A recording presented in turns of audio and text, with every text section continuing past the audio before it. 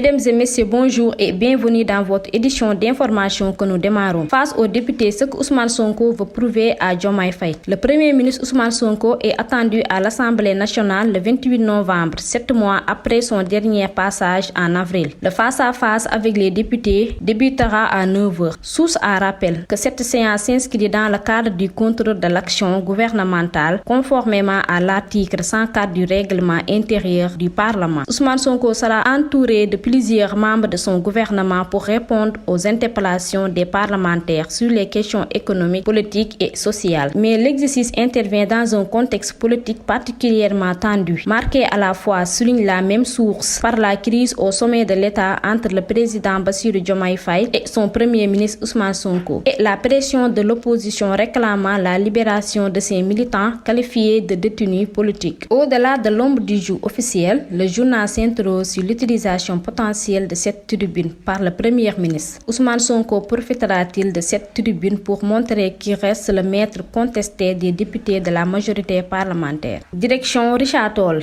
mort de Mohamed Ndiaye, son ami arrêté après avoir qu'il a. La thèse de l'agression, avancée après le décès de Mohamed Ndiaye, a été formellement démentie à l'issue des investigations menées par la brigade territoriale de Richard Toll. Lors de son interrogatoire, le rescapé Abdoulaye Diagne Mbodj a reconnu avoir inventé l'histoire pour cacher sa responsabilité, corrige le correspondant du Le Soleil. En réalité, reprend le quotidien national.